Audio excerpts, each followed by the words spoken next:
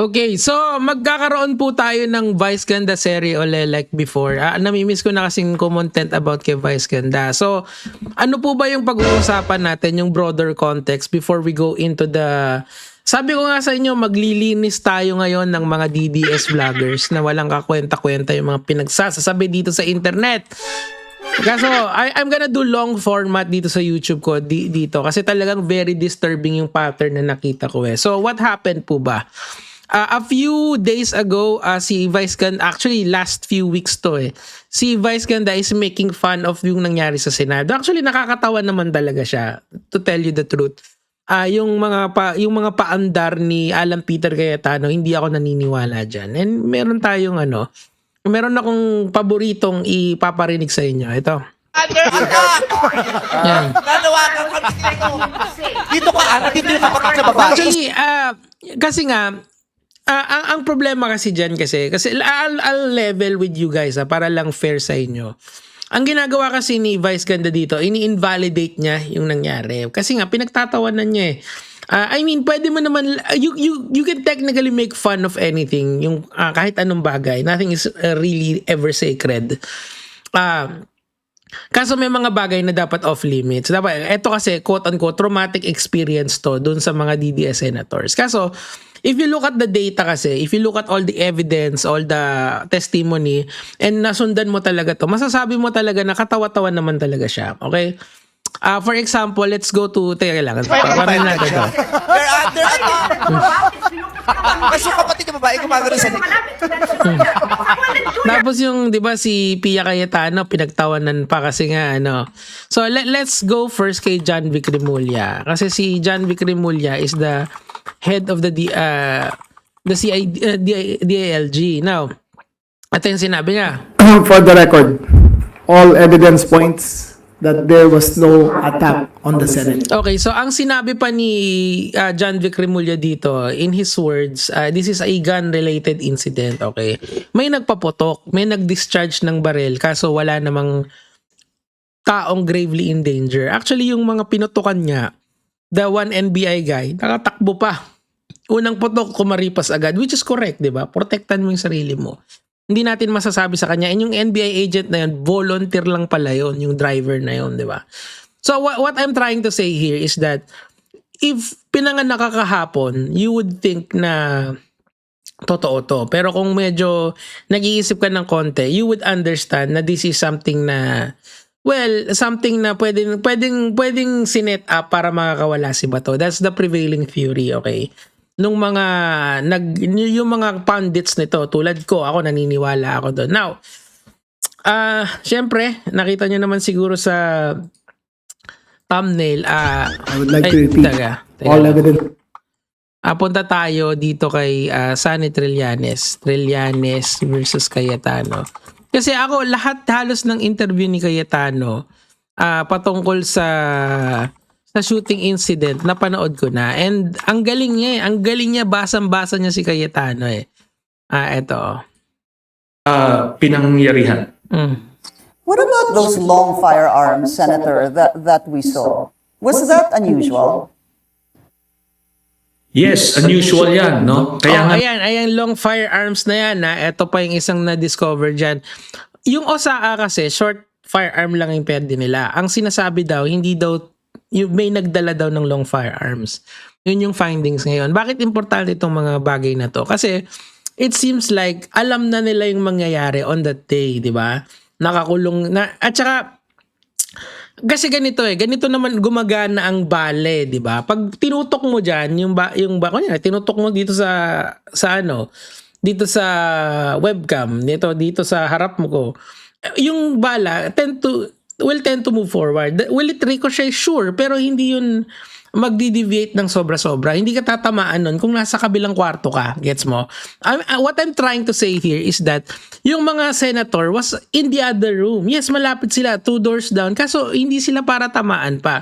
Ang sinasabi niya rito, yung mga long firearms na yun, saan nanggaling yun? Diba? Kasi ang long firearms kasi, usually nasa military yan na nakatoka doon sa sa Senate. Yung OSAA, usually short firearm lang sila. Tuloy natin. Merong mga augmentation ng Ayan. PNP tsaka yung AFP. Sa kanila Sila yan. yung pwedeng magdala ng long firearms. Pero yung Kasi nga may nagdala. Okay. Accordingly, sabi ng mga Tweety Bird, may isa daw senador na nagdala ng long firearm para ibigay kay Aplaska. Well, hindi ko alam kung totoo yun. Sabi ko nga sa inyo, maging mapanuri kayo. Huwag niyong daanin sa emotions. Huwag niyong daanin dun sa mga sinasabi ng mga DDS vloggers. Mamaya, ililinisin natin lahat yan. Tuloy natin. siguro kung talagang extreme circumstances, pwede, pero normally side firearm lang ang Yun, exactly. ang ginagamit para sa kanilang mga trabaho. Dito makita mo, talagang ginawa nilang props eh.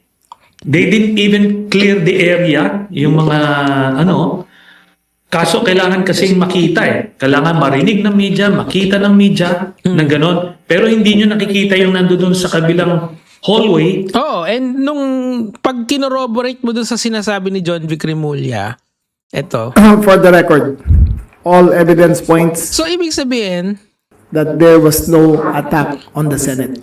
ibig sabihin, it's farcical. Ibig sabihin, one could surmise that this can be staged, di ba? Or planado siya. Tapos after all the commotion, biglang aalis si Bato de la Rosa. Maging mapanuri tayo mga lords. Okay lang naman tayong maniwala sa mga sumuporta sa mga politiko natin. Pero wag naman nating Diyosin. Hindi sila infallible, hindi sila mga perpekto. Kasi mamaya after nito, meron pa tayong 2 DDS vloggers na babanatan ng sobra talaga. Kasi mga sila parang nagagalit sila dun sa craft ni Vice Ganda when in fact, yung mga sinusuportahan nila are all very disgusting, di ba? Balikan natin si Alan Peter Cayetano. Now, punta tayo si Trillanes na lang. Siya yung ending natin. Napader lang yung binabaril nila. Senator, Teka lang, hanapin ko dito yung May ito. sabi niya, the Senate is under siege, the Senate was under siege. Ang tanong dito, was it under siege? Kasi nakita natin what happened after. Alam niyo yung mga Ito May 14 niya sinabi to bago pa lang malaman na, bago pa to. Kasi nahuli to itong ni Remulla. Ibig sabihin, ito yung basa ni Trillanes kay Cayetano. Ang galing nga Sabi ko nga sa inyo, si Trillanes is super underappreciated. Ewan ko kaya idol ko yan Like legitimately idol ko si Trillanes. Kasi nga, kakaiba siya Kakaiba talaga siya Pag sinabi niya, ginagawa niya talaga. What the fuck? ganyang style ni Cayetano, yung mga pahampas-hampas ng mga performative, yung performative politics na style niya. Nire-reverse psychology. Ngayon, na-disarm na kayo ngayon. Ngayon, nire-reverse psychology kasi nga, 'di ba, yung ginawa kasi ni Cayetano diyan, and ginawa rin ni Pia ni Pia Cayetano, yung gaslighting na tinatawag, 'di ba? So natin dadahan-dahanin natin sa inyo. Total, hindi na tayo masyadong nagkukwentuhan. Ayan. Unahin natin si Alan Peter Cayetano. Okay, yan. Ito yung perfect gaslighting. Sorry but I don't think there's any question. The Senate is under attack. Was under attack. All of you. Senate siege. Teka. Only the statement made. Mga asa na naman si Attorney Claire dyan Pero ang sinabi niya, ang gagawin ni Cayetano niya, all of you, alam niyo yun, your lives were in danger. Something of that effect. So binabalik niya yung emotional weight nung sinasabi niya doon sa mga kausap niya, which is yung media. Honestly, yung media was really there nakukunan nila paano kung may tumalsik na bala or paano kung may sinamaan na media na may tinamaan doon. So ano yung point ko doon? Sinasabi ko lang sa inyo na ito yung perfect gaslighting. So bakit nyo sasabihing stage? Bakit nyo sasabihing hindi tama yung nangyayari kung kayo rin was in danger, di ba? Isa pa, marami pa yan sabi ko sa inyo kay Pia Cayetano, tas lilipat na tayo next content doon sa mga doon sa mga vloggers, okay? parang walang nangyari. Yan And one more thing, wala ho akong sinisisi. Pero nung pagkatapos ng lahat, pagtingin ko ng group natin, yung dating majority group, walang ni isa sa inyong nalagusta sa amin. Si Attorney Claire talaga pag naaalala ko. Alam mo, Attorney Claire has the best job ngayong mga panahon na to. Although, alam nyo kasi, ang delicates lang talaga doon. Kaya, siguro, gawa natin ng full blast content yun. Pero, si Attorney Claire, parang, ang pinaka hindi magiging maganda, parang siya yung kauna-una ang babalikan ng team nila Sara Duterte. Kasi grabe talaga siya tumrush talk. Oh. Ayan. Some of you I've known for 20 years. Meron pang naging emotional pa sumama pa si Lauren Legarda, kita nyo. Yes. 10 years. And I didn't even hear any of you say, kamusta na kayo dyan? Actually, meron. Kung mapapanood nyo sa Nico David Politics, yung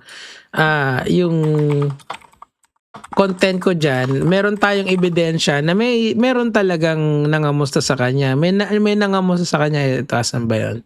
Ito. Oh, ayan oh. Walang ni isa sa inyong nangamusta sa amin. Meron po, padala po ng message po si Senator Kiko, Senator Bam, Senator Sherwin, maging ako po, yung sa akin po, pinadala So ko. meron nangamusta sa kanila. Hindi lang siguro right away kasi naka-livestream naman sila eh. So nakikita nila yung status nila. 'Di ba? Parang ganito, kunyari yung mga kaibigan kong YouTuber, nakikita ko nagla-livestream sila. Bakit ko naman sila kakamustahin habang nagla-livestream sila? Baka maka-interrupt pa ako, 'di ba? So hindi totoo talaga na walang nangamusta. Pero ang ginagawa nila, yun nga, kagaya ng ginawa ni Cayetano na yung emotional burden nilapag sa media, siya naman nilapag niya sa minority, 'di ba? That is gaslighting 101. So kung pagtripan kayo ni Vice Ganda, okay lang yon. Anyway, next content na po tayo.